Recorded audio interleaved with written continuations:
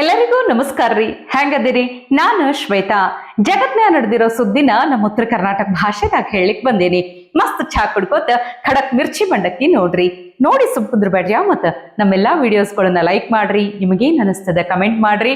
ನಿಮಗ್ ಗೊತ್ತಿದ್ದವ್ರಿಗೆಲ್ಲ ಶೇರ್ ಮಾಡ್ರಿ. ಇನ್ನು ನಮ್ಮ TV Vikrama digital channel subscribe ಮಾಡುವುದಂತೂ ನೆನಪು ಹಾರ್ಬೇಡ್ರಿ. ಈ ವಿರೋಧ ಪಕ್ಷದ ನಾಯಕ ಅದಾರ ನೋಡ್ರಿ, ರಾಹುಲ್ ಗಾಂಧಿ.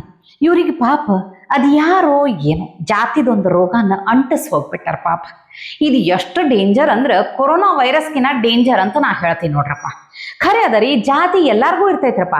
ಜಾತಿ ಅನ್ನೋದು ಮನಿ ಒಳಗೆ ಇರ್ಬೇಕು, ಹೊರಗೆ ಬಂದ್ರ ಜಾತ್ಯತೀತ ಆಗಿರ್ಬೇಕು ಅನ್ನೋ ಮಾತೈತಿ.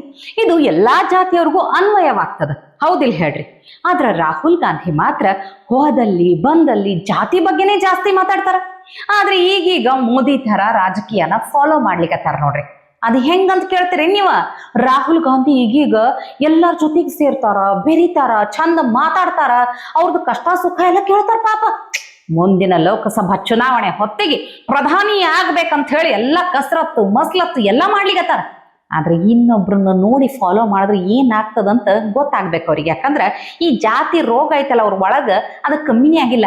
ಈ ರೈಲ್ ಓಡಿಸ್ತಾರ ನೋಡ್ರಿ, ಅವ್ರನ್ನ ಲೋಕೋ ಪೈಲಟ್ ಅಂತ ಕರೀತಾರಲ್ಲ, ಆ ಲೋಕೋ ಪೈಲಟಿಗೆ ಮಹಾದಲಿತ ಅಂತ ರಾಹುಲ್ ಗಾಂಧಿ ಕರ್ದಾರ ನೋಡ್ರಿ. ಮತ್ತೊಬ್ರನ್ನ ನೋಡಿ ನಾಟಕೀಯವಾಗಿ ಕಷ್ಟ ಸುಖ ಕೇಳೋದು, ಬೆರೆಯೋದು ಇಂಥವೆಲ್ಲ ಮಾಡಿದ್ರು ಮನಸ್ಸು ಒಳಗ ವಿಷದ ಬೀಜ ಇರ್ತೈತಿಲ್ಲ, ಅದು ಬೆಳಕುತ್ತೆ ಹೋಗ್ತಿರ್ತೈತಿ. ಅದು ಮುಚ್ಚಿಡ್ಲಿಕ್ಕೆ ಸಾಧ್ಯನೇ ಇಲ್ಲ. ಅದು ಹಿಂಗ ಆಗ್ತೈತಿ ನೋಡ್ರಿ. मुझे लग रहा है, मैं देख रहा हूँ रेलवे को, मुझे लग रहा है कि जात का सिस्टम बना रखा है पूरा है? ये सबसे ऊपर राजा महाराजा है और फिर आस्ते आस्ते आस्ते अलग अलग जातें बना रखी हैं. उसका नाम बदल दिया, लोको पायलट दे दिया, ट्रैक मैन दे दिया. रेलवे के महादलित हो आप, रेलवे के महादलित हो आप, रेलवे के महादलित हो आप. ನನಗಿದ್ರಾಗ ಯಾವ ಲಾಜಿಕ್ನೂ ಸಿಗಾಕತ್ತಿಲ್ಲ ನೋಡ್ರಪ್ಪ. ಜಾತಿ ಹೆಸರ್ನಾಗ ಹಿಂದೂ ಧರ್ಮನ ಒಡೆಯೋ ಲಾಜಿಕ್ ಮಾತ್ರ ಕಾಣಿಸ್ಲಿಕ್ಕತ್ತದ ನೋಡ್ರಿ. ನಿಮ್ಗೆ ಹೆಂಗ್ ಅನ್ಸ್ಲಿಕ್ಕತ್ತದ ಕಮೆಂಟ್ ಮಾಡ್ರಿ. ತನ್ನನ್ನು ತಾನು ಕೌಲ ಬ್ರಾಹ್ಮಣ ಅಂತ ಕರ್ಕೊಳ್ಳುವಂತಹ ರಾಹುಲ್ ಗಾಂಧಿದ ಖರೆ ಜಾತಿ ಯಾವುದು ಅಂತ ಕೇಳಲಿಕ್ಕೆ ಹೋದ್ರ ಅವ್ರ ಬಳಿ ಉತ್ತರ ಅದೇನು ಹೇಳ್ರಿ ನೀವ.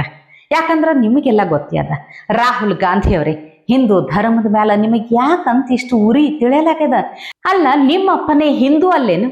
ನಿಮ್ಮ ಅಪ್ಪ ಬಿಡ್ರಿ, ನಿಮ್ಮ ಆಯಿ ಹಿಂದೂನೇ ಅಲ್ಲೇನು ಹೇಳ್ರಿ?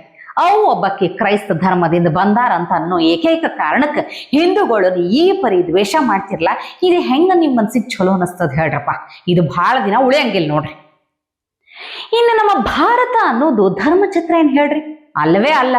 ಭಾರತ ಇರುವುದು ಭಾರತೀಯರಿಗಷ್ಟೇ.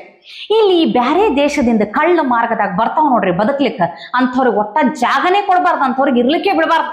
ಅದ್ರಾಗೂ ಬಾಂಗ್ಲಾದೇಶದಾಗ ಒಂದಿಷ್ಟು ವಿಚಾರಗಳು ಆದ್ಮ್ಯಾಲ ಭಾರತಕ್ಕೆ ಬರೋ ಮಂದಿ ಹೆಚ್ಚಾಗ್ಬಿಟ್ಟಾರ. ರೋಹಿಂಗ್ಯಾ ಮುಸುಲ್ರಂತೂ ಮಿತಿ ಮೀರ್ಯಾರ. ನಮ್ಮ ಬೆಂಗಳೂರಿನಾಗೆ ಎಷ್ಟು ಮಂದಿ ಸಿಗ್ತಾರ ಹೇಳ್ರಿ ಅವರು. ಆದ್ರ ಇಲ್ಲಿರೋ ಕಾಂಗ್ರೆಸ್ ಸರ್ಕಾರ ಏನೂ ಮಾಡೋದಿಲ್ಲ. ಮುಸಲ್ರಿಗೆ ಪಾಪ ಮನ್ಸಿಗೆ ಹತ್ತದ ಅಂತ ಹೇಳಿ ಒಂದೇ ಒಂದು ಕ್ರಮನೂ ತಗೊಳಕ್ ಹೋಗೋದಿಲ್ಲ, ಸುಮ್ಮನೆ ಗಪ್ಚುಪ್ಪಿರ್ತಾರ. ಆದ್ರ ಆಸಾಮ್ನಾಗ ಏನ್ ಮಾಡ್ಯಾರ ಗೊತ್ತಾ? 28 ಮಂದಿ ಇಲ್ಲಿಗಲ್ ಬಾಂಗ್ಲಾದೇಶಿ ಮುಸಲ್ರನ್ನ ಹಿಡಿದಿದ್ದಷ್ಟೇ ಅಲ್ರಿ, ಮತ್ತ ಸುಮ್ನ ಅವ್ರಿಗೆ ಎಲ್ಲಿ ಕಳಿಸ್ಬೇಕಲ್ಲ ಬರಬ್ಬರ ಅಲ್ಲಿಗೆ ಬಸ್ ಮಾಡಿ ಒಳ್ಳೆ ಕಳಿಸ್ಬಿಟ್ಟಾರ. ಅಲ್ಲಿನ CM ಹಿಮಂತ್ ಬಿಸ್ವಾ ಶರ್ಮಾ ಈ ಬಾಂಗ್ಲಾದೇಶಿ ಮುಸಲ್ರ ಮ್ಯಾಲ ಒಂದೇ ಒಂದು ನಯಾ ಪೈಸೆ ಕನಿಕರನ್ನು ತೋರಿಸ್ಲಿಲ್ಲ ನೋಡ್ರಿ. ತೋರಿಸ್ಬಾರ್ದು ಬಿಡ್ರಿ, ಎಂಥವ್ರಿಗೆ ಹೆಂಗಿರ್ಬೇಕು ಹಂಗ ಇರ್ಬೇಕಾಗ್ತದ. ಮತ್ತೆ ಇನ್ನೇನ್ ಹಿಂಗ್ ಮಾಡಿದ್ರೇನೆ ನಡಿತೈತಿ. ಅದೇ ನಮ್ಮ ಬೆಂಗಳೂರಿನಾಗ ನೋಡ್ರಿ, ಅಕ್ರಮವಾಗಿರುವಂತಹ ಬಾಂಗ್ಲಾದೇಶಿಗಳನ್ನ ಹೊರಗೆ ಹಾಕ್ಲಿಕ್ಕೆ ಆಗುದಿಲ್ಲ. ಸರ್ಕಾರಕ್ಕೆ ಅದ್ರ ಬಗ್ಗೆ ಅಷ್ಟು ಇಂಟ್ರೆಸ್ಟ್ ಇಲ್ಲ, ಆಸಕ್ತಿ ಇಲ್ಲ. ಇನ್ನು ಅಷ್ಟ ಅಲ್ರಪ್ಪ, ಇಂದಿನ ಬಾಂಗ್ಲಾದೇಶದವರೇ ಮುಂದಿನ ಮತದಾರರು ಅನ್ನುವಂಥ ಮೈಂಡ್ ಸೆಟ್ ಇದ್ರೂ ಇರಬಹುದು. ಯಾರಿಗ್ ಗೊತ್ತ್ರಿ, ಹೇಳಲಿಕ್ಕೆ ಆಗುದಿಲ್ಲ.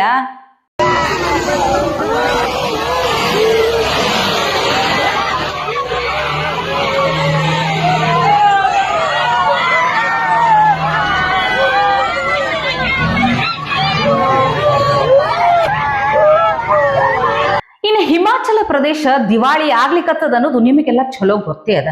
ಕಾಂಗ್ರೆಸ್ ಆಡಳಿತ ಇರುವಂತಹ ಹಿಮಾಚಲ ಪ್ರದೇಶದಾಗ ಏನಿಲ್ರಿ, ಸರ್ಕಾರಿ ನೌಕರರಿಗೆ ಪಗಾರ ಕೊಡ್ಲಿಕ್ಕೂ ತ್ರಾಸ್ ನಡ್ದದಂದ್ರೆ ತಿಳ್ಕೊರಿ ನೀವು. ಗ್ಯಾರಂಟಿಗಳನ್ನ ಬೇಕಾಬಿಟ್ಟಿ ಘೋಷಣೆ ಮಾಡಿದ ಕಾಂಗ್ರೆಸ್ ಈಗ ಅಲ್ಲಿ ಪಗಾರ ಕೊಡ್ಲಿಕ್ಕೆ ಸಹಿತ ಅಳ್ಲಿಕ್ಕತ್ತದಂತ. ಅಂಥ ಪರಿಸ್ಥಿತಿ. ಏನೋ ಒಬ್ಬಿಬ್ರು 100-200 ಮಂದಿಗೆ ಅಲ್ರ, ಮತ್ತ ಇತಿಹಾಸದಾಗೆ ಮೊದಲನೇ ಸಲ 2 ಲಕ್ಷ ಮಂದಿ ಎಂಪ್ಲಾಯಿಗಳಿಗೆ ಪಗಾರ ಕೊಡ್ಲಿಕ್ಕೆ ಆಗಿಲ್ಲ ಅಂತ. ಮತ್ತಷ್ಟೇ ಅಲ್ಲ, ಪೆನ್ಷನ್ ಹಣನ ನಂಬ್ಕೊಂಡಿರುವಂತ 1.5 ಲಕ್ಷ ಮಂದಿ ಬದುಕ್ಲಿಕ್ಕತ್ತಾರಲ್ಲ, ಅವ್ರಿಗೆ ಪೆನ್ಷನ್ ರೊಕ್ಕ ಸಿಕ್ಕಿಲ್ಲ. ಇದು ಗ್ಯಾರಂಟಿ ಎಫೆಕ್ಟ್ ಅಂದ್ರ ಸರ್ಕಾರ ಇರುವುದು ನೋಡ್ರಿ ಪುಗ್ಸಟ್ಟೆಯಾಗಿ ಮಂದಿನ ಬದುಕಿಸ್ಲಿಕ್ಕಲ್ಲ, ಮಂದಿಗೆ ಉದ್ಯೋಗನ ಸೃಷ್ಟಿ ಮಾಡಬೇಕು, ಮಂದಿಗೆ ದುಡಿಲಿಕ್ಕೆ ಪ್ರೋತ್ಸಾಹ ಕೊಡಬೇಕು, ದುಡ್ದಿದ್ದಕ್ಕೆ ತಕ್ಕಂಗ ಪ್ರತಿ ತಿಂಗಳ ಪಗಾರ ಕೊಡ್ಬೇಕು. ಅದನ್ನು ಬಿಟ್ಟು ನೀವು ಮನ್ಯಾಗ ಸುಮ್ಮನೆ ಬಿದ್ಕೊಂಡಿರ್ರಿ ಆರಾಮಾಗಿ ನಾವು ನಿಮಗೆ ಸಾಕ್ತಿವಿ, ಅದು ಕೊಡ್ತೀವಿ ಪುಗ್ಸಟ್ಟೆ ಇದು ಕೊಡ್ತೀವಿ ಅಂತ ಹೇಳಿದ್ರೆ ಎಷ್ಟು ದಿನ ನಡಿತೈತ್ರಿ ಒಂದು ರಾಜ್ಯ? ಚುನಾವಣೆಕಿನ ಮೊದಲ 1 ರ್ಯಾಂಕ್ 1 ಪೆನ್ಷನ್ ಅಂತ, ಚುನಾವಣೆದಾಗ ಗೆದ್ದ ಮೇಲೆ ನೋ ಸ್ಯಾಲ್ರಿ ನೋ ಪೆನ್ಷನ್ ಅಂತ. ಇದು ನೋಡ್ರಪ್ಪ ರಾಹುಲ್ ಗಾಂಧಿದು ಕಟ್ಟ ಮಾಡೆಲ್. ಯಪ್ಪ ಇದನ್ನ ನೋಡಿದಾಗ ಕರ್ನಾಟಕದಾಗನು ಅವ್ರದೇ ಸರ್ಕಾರ ಐತಿ, ಇಂಥವೇ ಗ್ಯಾರಂಟಿಗಳು ಅದಾವ. ನನಗಂತೂ ಭಾಳ ಅಂಜಿಕೆ ಆಗ್ಲಿಕ್ಕತ್ತ ನೋಡ್ರಪ್ಪ. ಆದಷ್ಟು ಜಲ್ದಿ ಗ್ಯಾರಂಟಿಗಳು ಅಗದಿ ಬಡವ್ರಿಗೆ ಅಷ್ಟ ಸಿಕ್ಕ್ರ ಸಾಕ್ರಪ್ಪ, ಉಳಿಗಾಲ ಐತಿ. ಇಲ್ಲಂದ್ರ ನೋಡ್ರಿ ಕೂತ್ಕೊಂಡ್ರು ಕುಡಿಕೆ ಹೊನ್ನ ಸಾಲದಂತ ಕೇಳಿಲ್ಲ ನೀವು? ಎಷ್ಟು ದಿನ ನಡೀತೈತ್ರಿ ಹಿಂಗಾದ್ರ ರಾಜ್ಯ? ಇನ್ನು ಪಾಕಿಸ್ತಾನ್ರಪ್ಪ ಭಿಕಾರಿ ದೇಶ. ಸೌದಿ ಅರೇಬಿಯಾ ಅನ್ನುವಂಥ ಶ್ರೀಮಂತ ದೇಶನ ಭಾಳ ನಂಬ್ಕೊಂಡು ಕುಂತಿತ್ತು. ಯಾಕಂದ್ರೆ ಎರಡೂ ದೇಶಗಳದವ್ರಿಗೆ ಈ ಮುಸಲ್ಮರನ್ನ ಕಂಡ್ರೆ ಭಾಳ ಆಗ್ಬರ್ತೈತ್ಲ. ಹಿಂಗಾಗಿ ಸೌದಿ ಅರೇಬಿಯಾ ತನಗೆ ಸಹಾಯ ಮಾಡೇ ಮಾಡ್ತದಂತ ಭ್ರಮೆದಾಗಿತ್ತು ಪಾಕಿಸ್ತಾನ.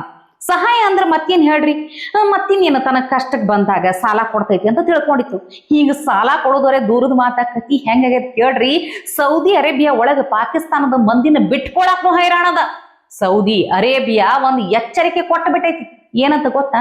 ಪಾಕಿಸ್ತಾನದಿಂದ ಮಂದಿನ ಕಳಿಸ್ಬೇಡ್ರಿ, ನಮ್ಮ ದೇಶದಾಗ ಅವ್ರಿಗೆ ಜಾಗ ಇಲ್ಲ ಅಂತ ಸೀದಾ ಹೇಳ್ಬಿಟ್ಟಾರ. ಯಾಕೆಂತ ಎಚ್ಚರಿಕೆ ಬಂದೈತಿ ಅಂತ ನೋಡ್ಲಿಕ್ಕೆ ಹೋದ್ರ ಅಲ್ಲಿ ಸಿಗು ಉತ್ತರ ಇವೇ ಪಾಕಿಸ್ತಾನದ ಕಳ್ಳ ಖದೀಮ್ರು.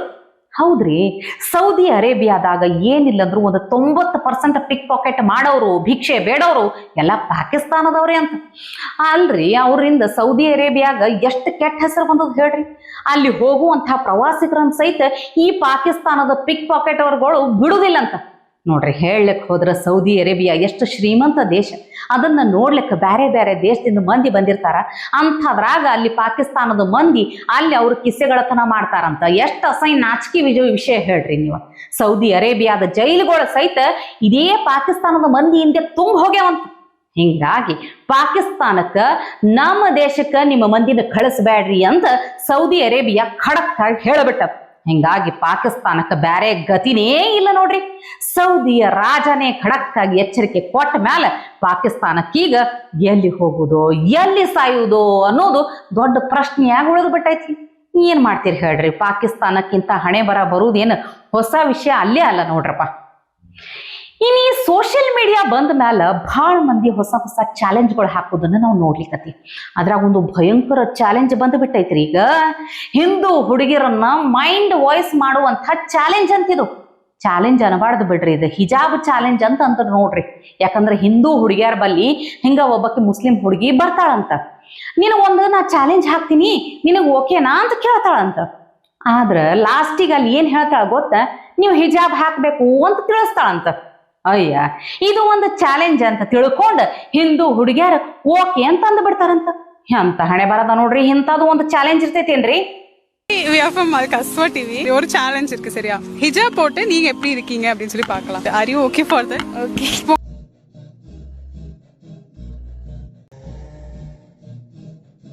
ಅಲ್ಲ, ಇದು ಚಾಲೆಂಜ್ ಮಾಡುವಂಥ ವಿಷಯನ ಅಥವಾ ಮಜಾಕ್ ಮಾಡುವಂಥ ವಿಚಾರನ ಅಲ್ಲವೇ ಅಲ್ಲ. ಇದು ಬಹಳ ಅಪಾಯಕಾರಿ ಅದ ನೋಡ್ರಪ್ಪ. ಹಿಂದೂ ಹೆಣ್ಮಕ್ಳ ಪಾಲಿಗೆ ಇದು ಬಹಳ ಡೇಂಜರ್ ಅದ ನೋಡ್ರಿ. ಖರೆ ಅನ್ನೋದು ನೋಡ್ರಿ, ಇಲ್ಲ ಹಿಜಾಬ್ ಹಾಕೋದು ಚಲೋ ಅಂತ ಬಿಂಬಿಸುವಂತ ಪ್ರಯತ್ನ ಇದು. ಇಸ್ಲಾಂ ಧರ್ಮನೇ ಶ್ರೇಷ್ಠ ಅಂತ ತಿಳಿಸೋ ಪ್ರಯತ್ನ ಮಾಡ್ಲಿಕ್ಕತ್ತಾರ. ಇದನ್ನ ಹಿಂದೂ ಹೆಣ್ಮಕ್ಳು ಅವ್ರ ಕುಟುಂಬದವರು ಸೀರಿಯಸ್ ಆಗಿ ತಗೋಬೇಕು ನೋಡ್ರಪ್ಪ. ಇಂಥ ಪ್ರಯತ್ನಗಳು ಏನಾರೇ ಮಾಡುವಂಥವ್ರು ಕಂಡ್ರು ಅಂದ್ರ ಕಾಲಾಗಿರೋದನ್ನ